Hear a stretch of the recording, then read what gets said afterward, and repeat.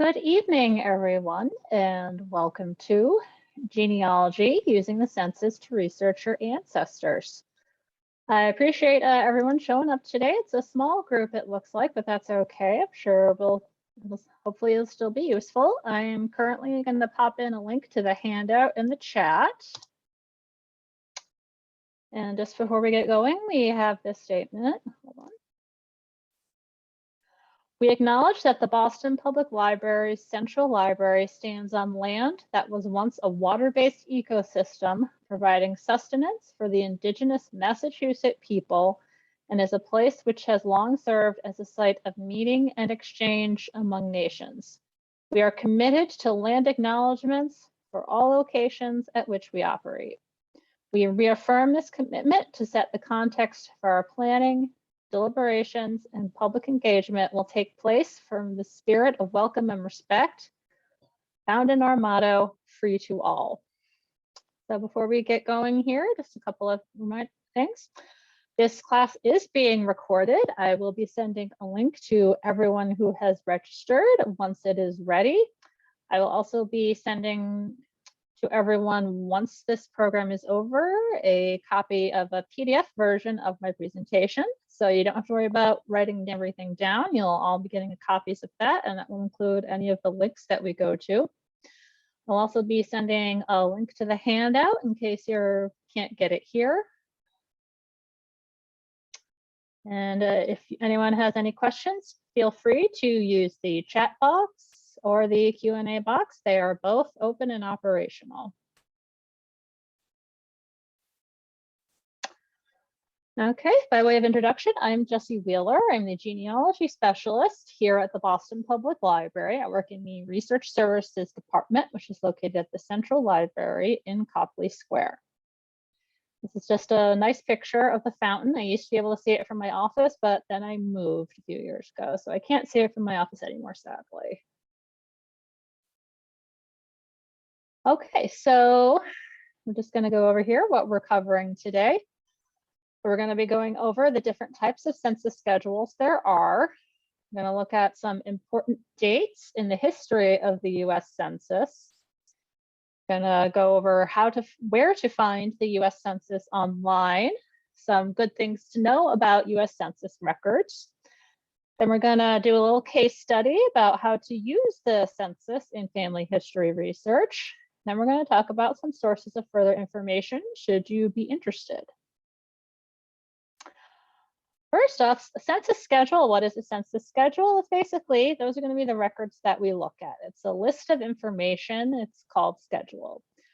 The one that most of us are familiar with and that gets used more often is the population schedule. This will have the list of names and other information about US residents.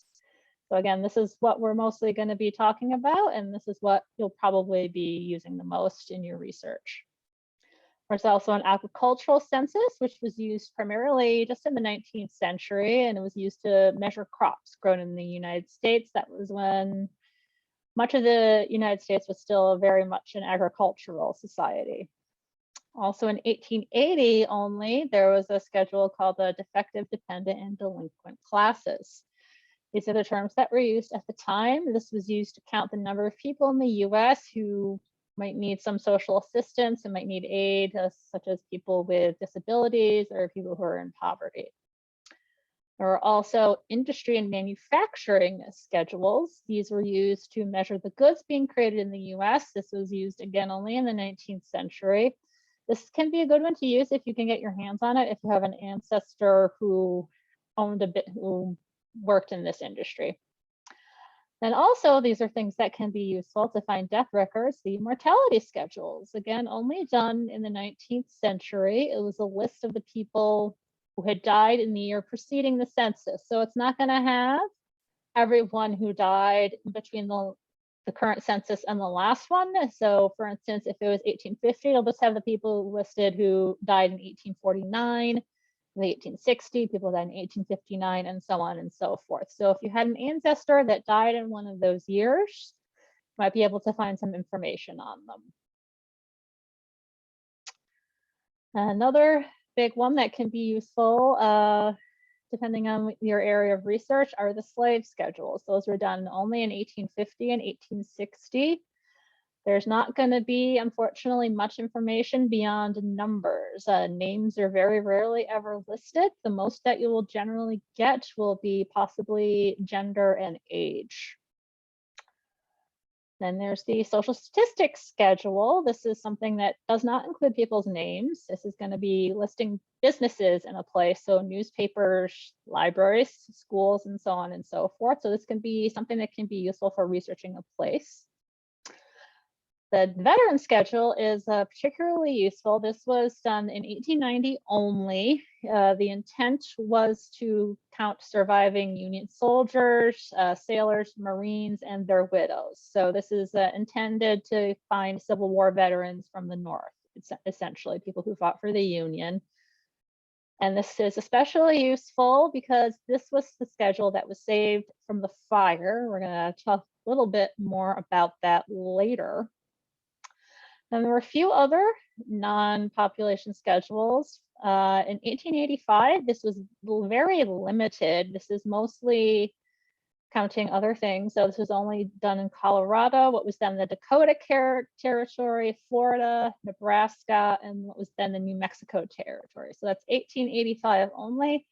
That one's kind of obscure, so that's probably not something you're gonna be working with too much, if at all, but I just find it fascinating that they did all of these. Okay, so we're going to talk a little bit about the history of the census and some important dates in census history. The first census was done in 1790, so this would have been a few years after the end of the Revolutionary War. This was the law that was done. And in 1850, this is the first census that records the names of everyone in a household. Prior to that, the only person whose name would be listed would be the head of household, which means, of course, it was a male. So the male heads of household will be listed. Everyone else would just be marked off with hatch marks based on their age, race, and gender. So you can't really get a good idea of who you're looking, anyone you're looking for if you're not looking for really a white male who is the head of their household. But by 1850, they're listing everyone. 1870, this is the first census that after the end of the Civil War, and that's the end of slavery. So that is very important. That's going to be oftentimes the first census in which a lot of African American ancestors will be listed by name and not just as an enslaved person.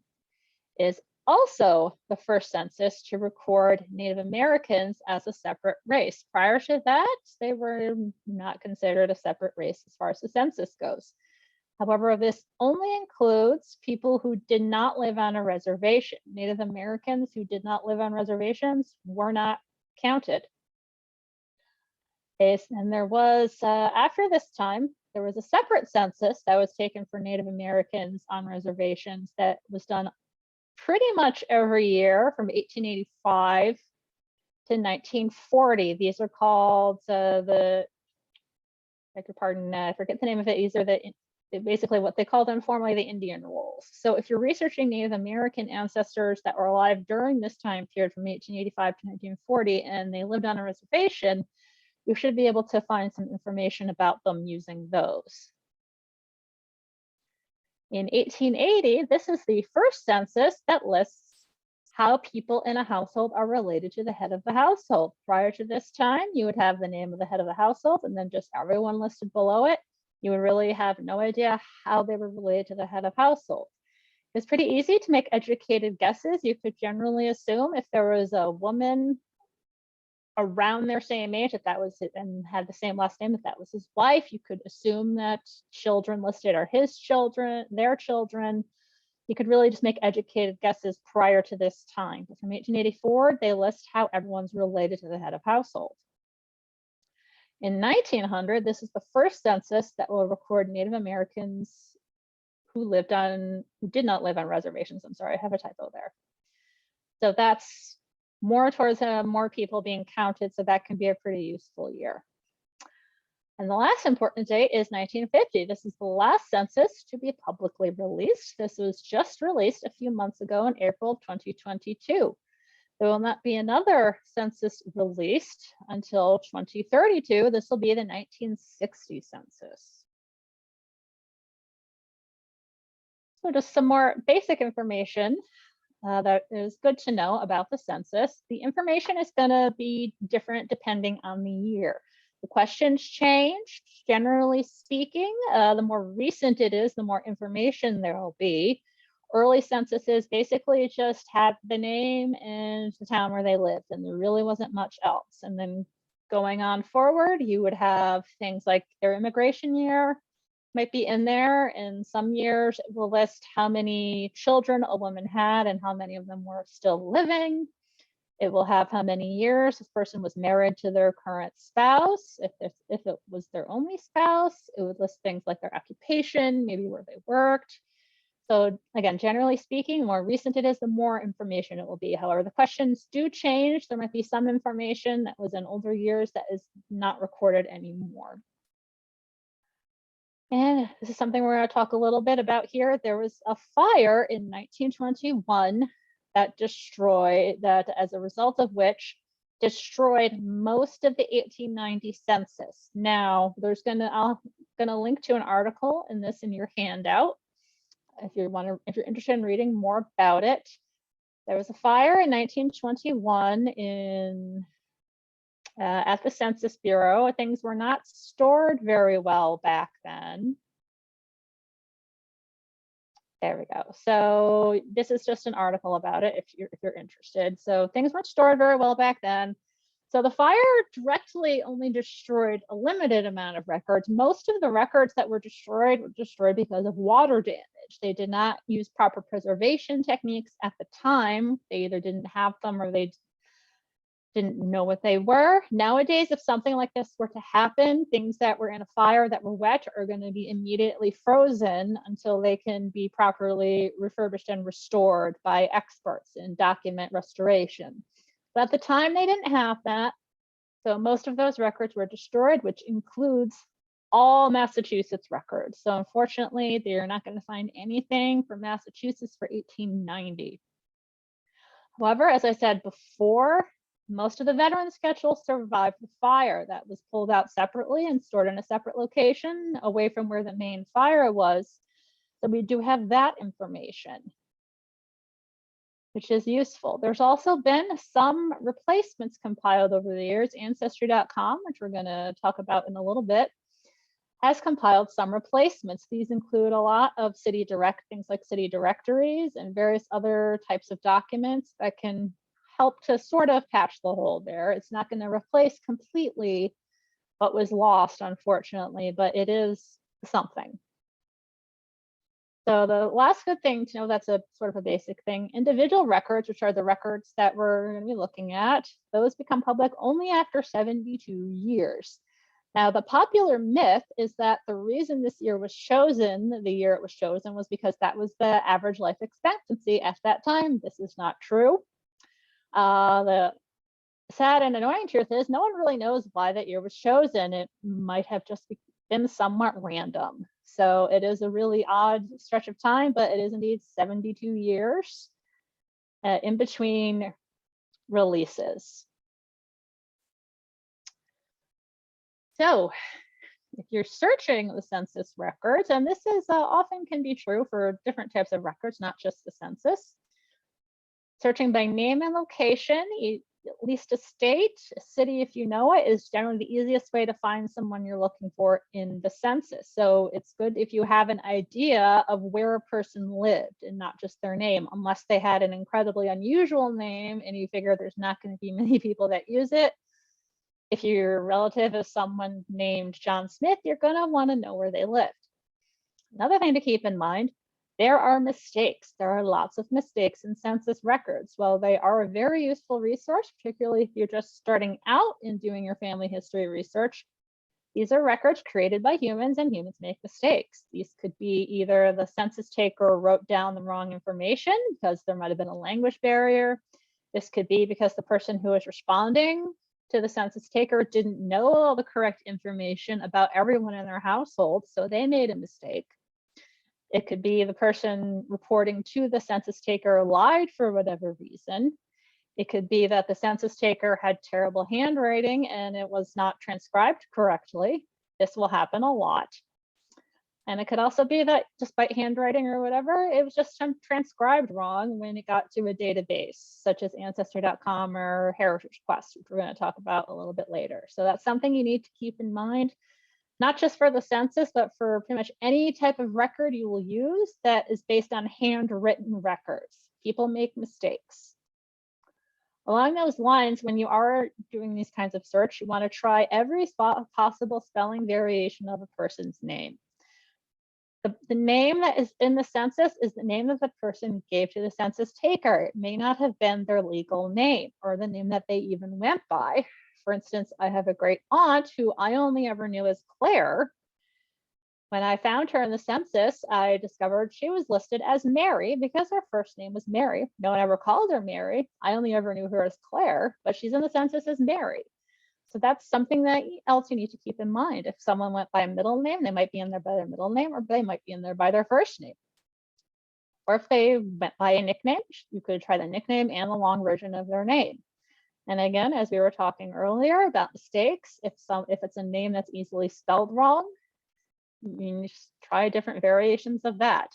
It can get a little tedious, particularly if you're looking at names, last names that get spelled wrong frequently. For instance, I know a lot of folks have trouble researching Italian ancestors from Eastern Europe, and of course there's Irish names such as Connolly that can be spelled seemingly dozens of different ways, sometimes in the same record.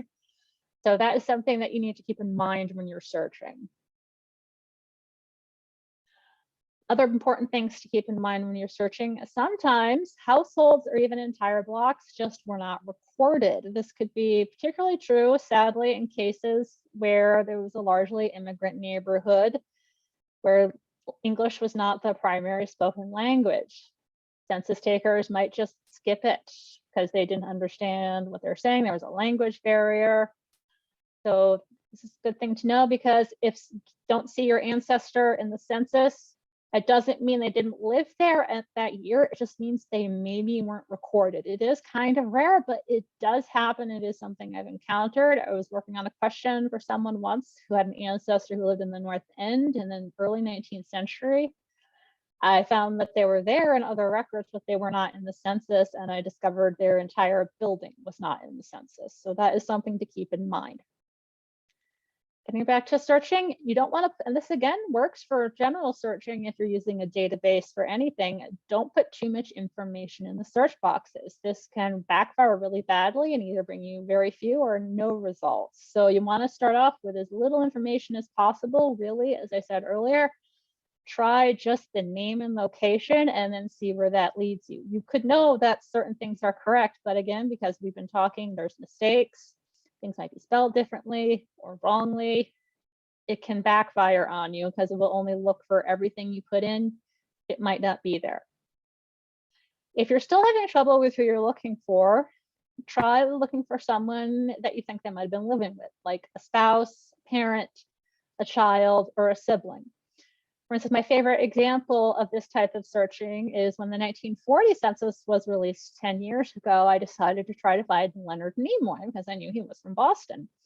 I looked for his name, couldn't find him. Like, well, I know he lived in Boston in 1940. So I figured out what his brother's name was, searched for him, and then I found him that way. So I found out not only was Leonard Nimoy's name spelled wrong, he was listed as a girl. I have no idea how that happened, but that's just my favorite example to show you that the census takers made mistakes. So the main place that we tend to use the census from, at least here at the BPL, and it is one of the most widely used collections, is Ancestry Library Edition. This is sadly no longer available remotely. So this is something that you will have to come in to any BPL location to use unless you have your own subscription. So if you are in here to use it, or if you have your own subscription, this is how you get to it. So Go open up the database. Okay, they changed the link on me again. I'm sorry about that. Popped back over the long way. Yeah, they just redesigned our website the other day, and I did not catch that they changed this. Okay. Here we go. So if you're searching the 1950 census, that actually is free. So you can go to ancestry.com and search the 1950 census for free. They might ask you to register for a free account after a certain point, but it is free. You won't have to pay to look at it. So this is something, the 1950 census, that you can look at from home. However, if you were just wanted to do a general search for the census, you'd scroll down here. You can see this tile, search census.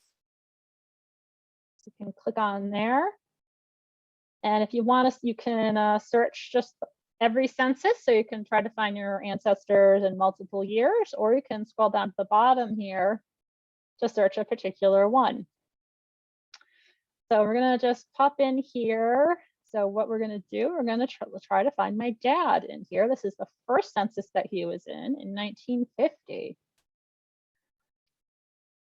So I always recommend doing a search in Ancestry to match all terms exactly. And this is going to be especially useful if you're looking for someone with a name like my father's. Otherwise, it'll look for all the, I'll show you what happens. It'll look for all the Williams and all the Wheelers. And you do a search there.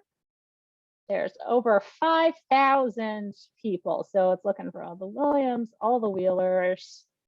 But that doesn't really help. So we're gonna refine this a bit. So I know where he lived. He was in Berkshire County in Massachusetts. And his middle name started with an F. So we're gonna try popping that in and see if that helps. And there we go. That is my dad, everyone. So you can click on that. So this is basically what it is. He was 2 years old, so there's not much about him. And here, this is the first census he was in. He was still basically a baby. This is the entry for him. So when this first was released, before it was fully indexed, I did have trouble finding him. But it turns out is because they skipped his house and they put him in kind of randomly at the end. So it was not exactly in order there. So that is sometimes something that can happen too. If you're just browsing through these and it looks like an address was skipped, it could just be that no one was home that day and the census taker went back later to count everyone. So that it was something that happened fairly frequently. All right. So for more tips on using Ancestry, you can follow the link in your handout to the genealogy research guide. We have a detailed guide on using Ancestry.com with some more tips and tricks. So another place you can find it through the BPL is Heritage Quest. This is available remotely. You can log in from home with your BPL card or e-card, which is available to anyone who lives in Massachusetts. So if you're doing this from home, if you click in from our database, it will, instead of bringing you here, it will bring you to a login page. You type in your card number and your PIN, but then it'll bring you here. So again, you might notice it looks a little familiar. I like to call Heritage Quest Ancestry Lite. It is owned by the same company. It is very, very similar. They even use some of the same graphics. It just has slightly less in it. So it doesn't have quite the same amount of records as Ancestry.com has, but it has a lot of the frequently used collections. So this one is available to use remotely, and that includes the census records. So again, this is, they did make the 1950 census free, so you don't need to go in through us if you want to just use the 50 census, but if you want to use all of them, you use this one. So as with Ancestry.com, if you're looking to search the census, you can scroll down here to the Search US Census tile. And you can see it's essentially the same interface as Ancestry.com. So if you're used to using Ancestry, Heritage Quest will be pretty easy for you to get a handle on. So there's also a pretty good free resource you can use, and that is familysearch.org. So this is a free open website run by Family Search. So they do ask you to register for a free account. So you do need to, that is required. So I'm gonna see if I can remember my password here.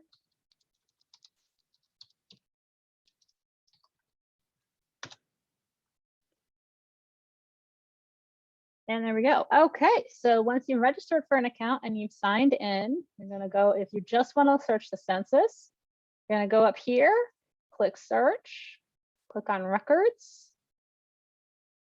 This will bring you to their main record search page, but if you really just wanna search the census, you click on more options, and down here, record type, then click on census, residence, and list. So that it won't allow you to search a specific census. You could just search for the census in general. So let's try, let's see, let's try my grandfather this time.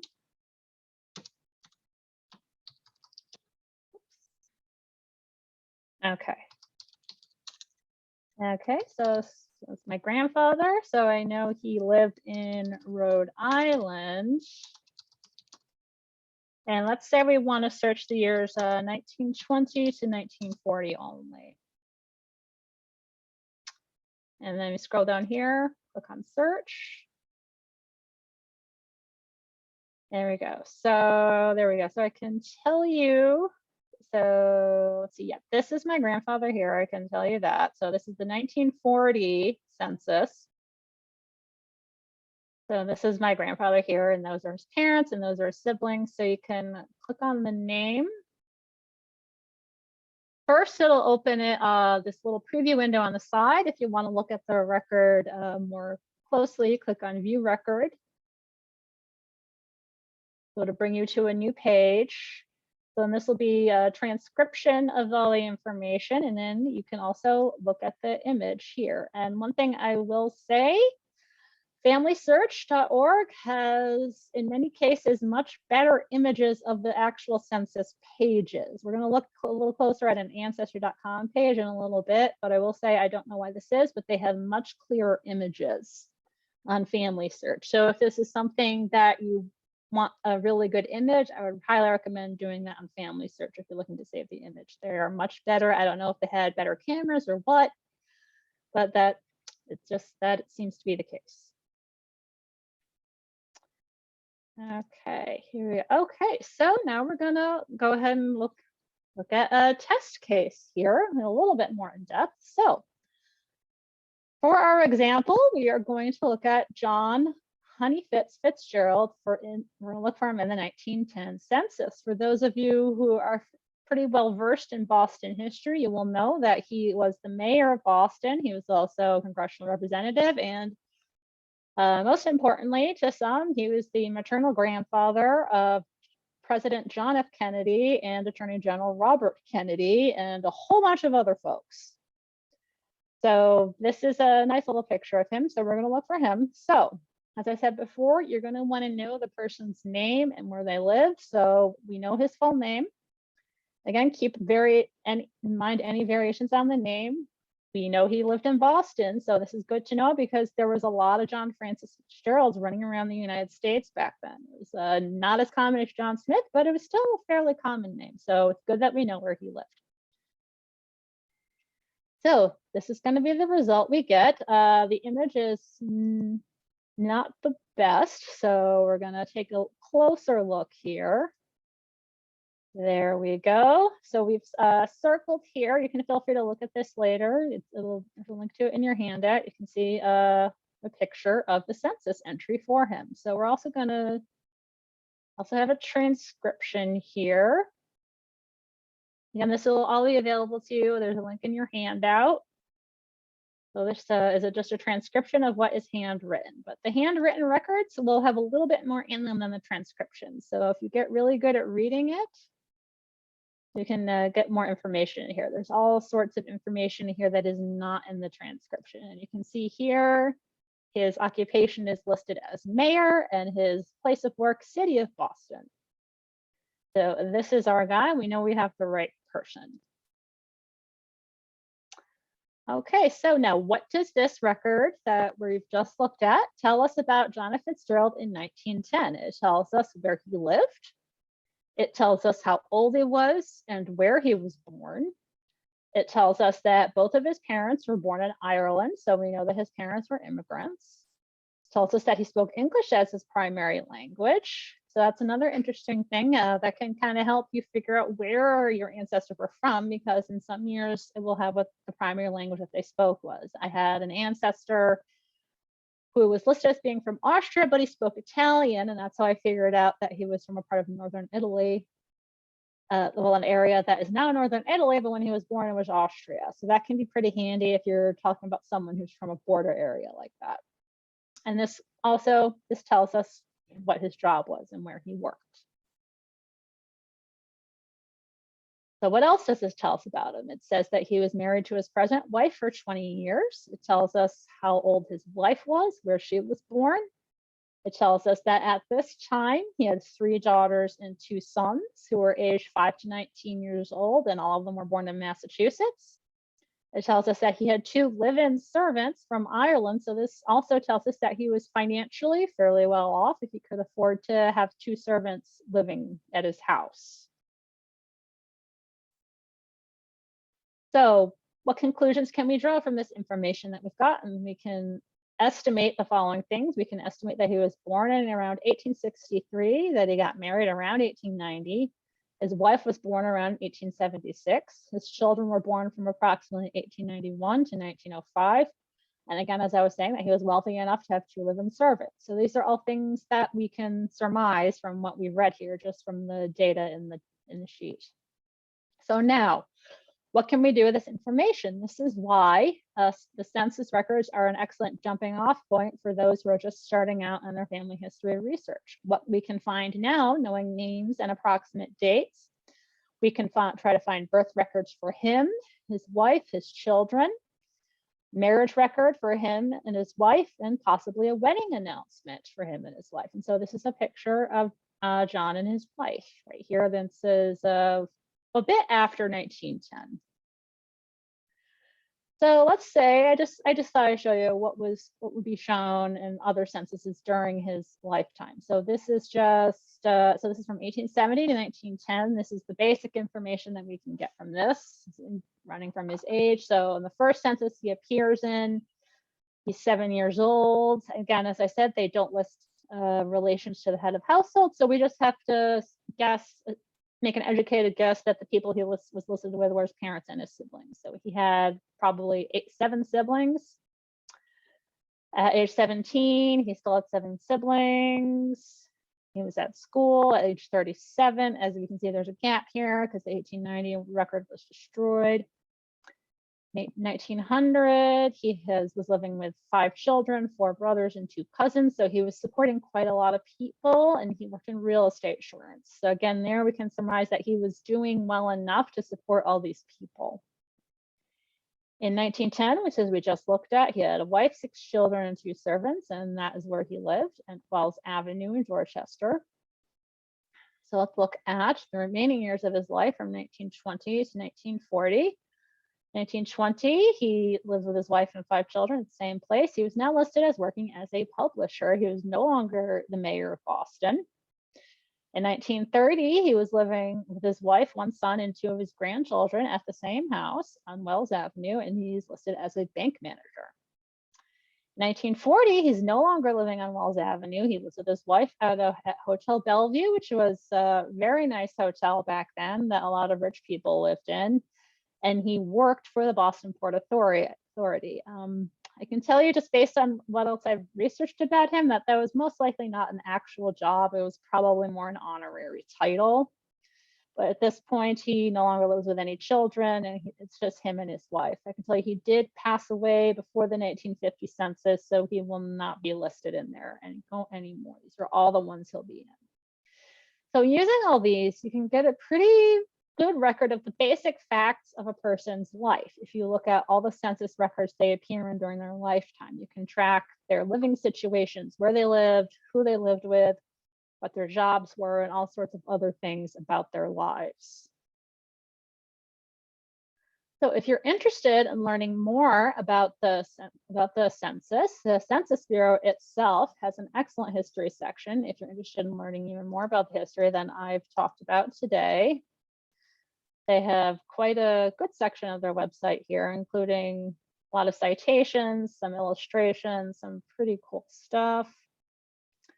They also have a whole section on genealogy, so which goes even more into more data-like things and links to other places you can go. The National Archives also has a couple of pages on that. They have a whole section on how to do search census records, what kind of things you can find in there.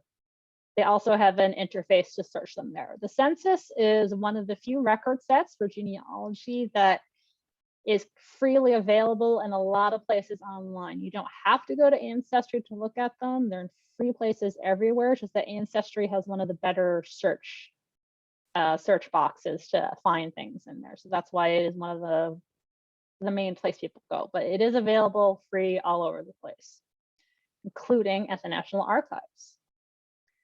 Again, we were just looking at Family Search. They have a bunch of really helpful guides on their website about how to, they have a blog entry about how to use census records and a couple of other articles here about how to use those records. BPL also has more information. In our genealogy research guide, we have a section all about the federal census. So these will give you a little bit more information about the other census schedules we were talking about a little bit. So that'll also tell you more places to find it, some interesting facts about various things, about how various populations were treated in the census, how to research folks, and basically it goes much more in depth on what the records are and how to read them. And we also have a blog post that goes over a lot of the same information in the guide, but if you like things in blog format, this is a good way to go. Also, we have little screenshots here about how to find some things. All right, so that is the end of my prepared presentation. We have about 20 minutes or so for questions. If anyone has any questions about anything we talked about today or researching at the BPL or genealogy in general, feel free to ask in either in the Q&A box or the chat box. In the meantime, I'm going to again pop in the link for the handout for those who were not here at the very beginning of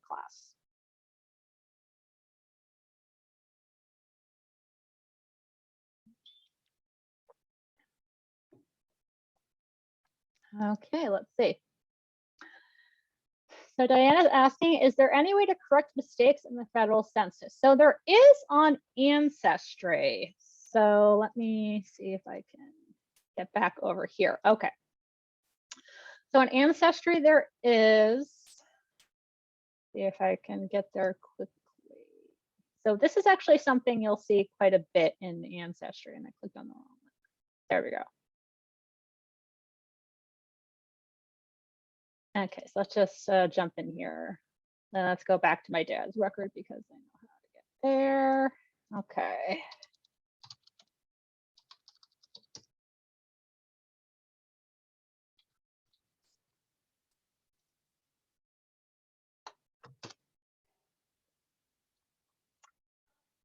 Okay, so if you did have a correction, if you have an Ancestry.com account, and it can just be a free account, but you do have to have one, and as you see, it's not gonna work here.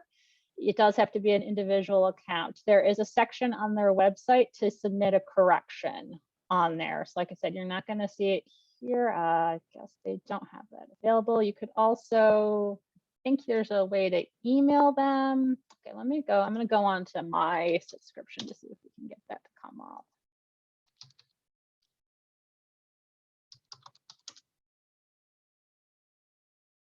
There we go. Okay, so yeah, let's just do that.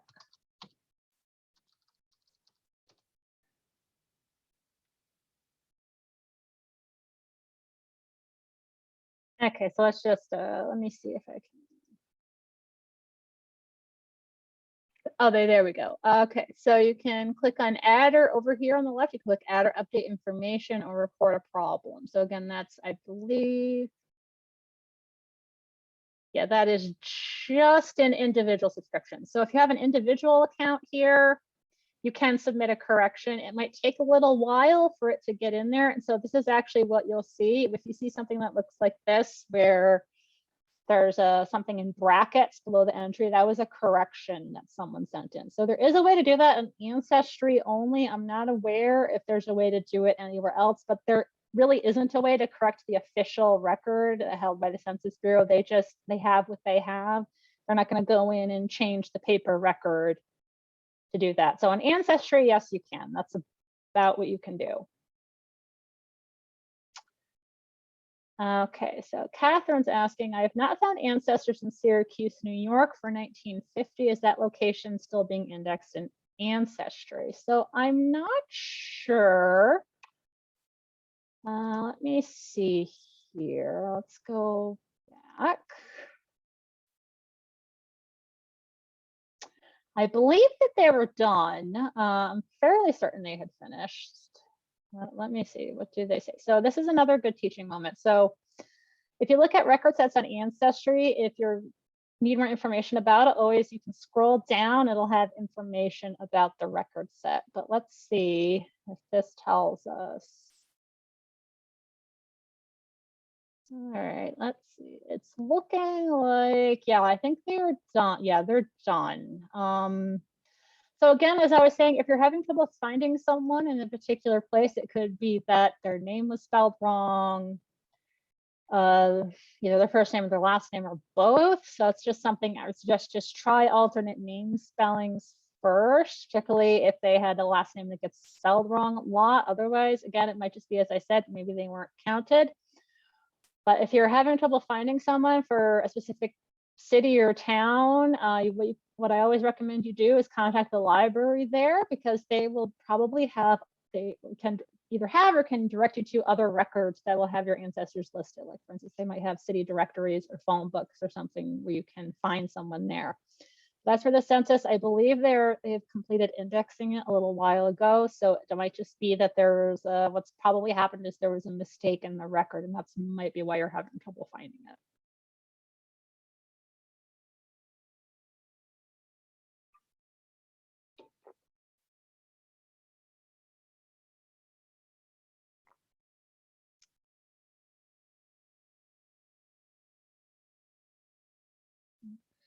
Okay.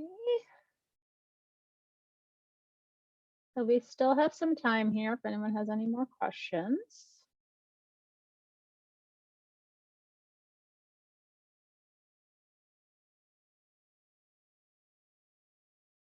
Okay, so one thing I can show you, if you're interested in our classes, our lovely web design people recently just added a genealogy tag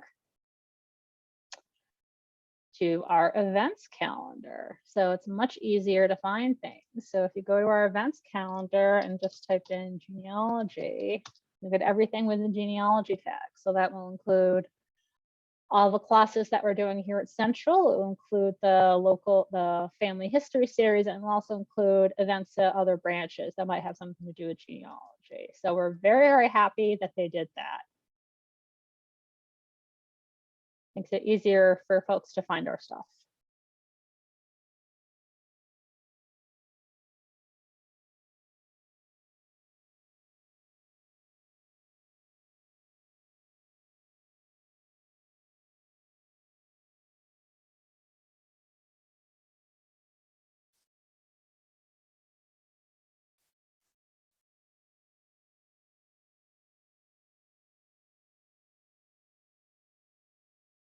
Okay.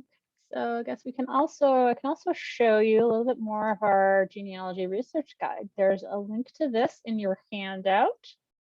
So this is something that we try to keep relatively current and updated. So it's pretty big. There's sections on just basic genealogy research, the type of collections that the BPL has, links to information about all of our programs in the local and family history series. So you can get links to registration for events there. We have information about our databases, as I said, ancestry.com, various resources, how to use newspapers, how to look at obituaries. This is a pretty good section here, one of my coworkers did.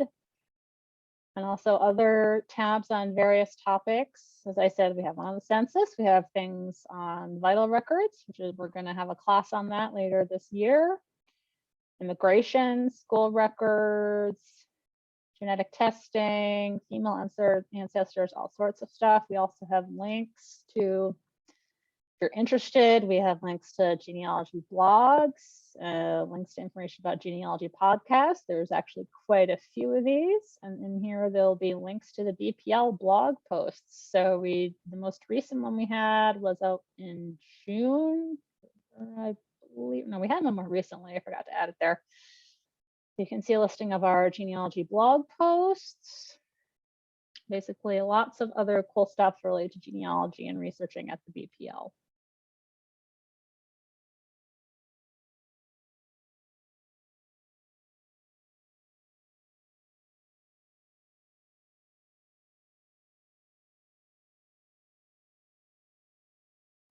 Okay, so if no one has any other questions, I guess we can wrap up early tonight. If you do come up with a question, something that you wanted to ask but forgot about, you can just send us an email to ask@bpl.org. We're also available via phone, Monday through Thursday. These are phone hours. There you go. You might need to leave a voicemail if someone's on the line. And we also have a live chat service Monday through Friday, 11 to 1. I really like to try to promote that, and not a lot of people know about it. You can also email me. My email, I'll be sending everyone an email after we wrap up here with a link to download the PDF version of the presentation, as well as a link to the handout in case you didn't get it. And this class was recorded, so I will be sending a link to the recording to everyone who's registered once it's ready, which hopefully will be soon, but RET folks are very, very busy, so it may be a little while. That is something that everyone will be getting. So thank you all for coming, and I hope you have a good night.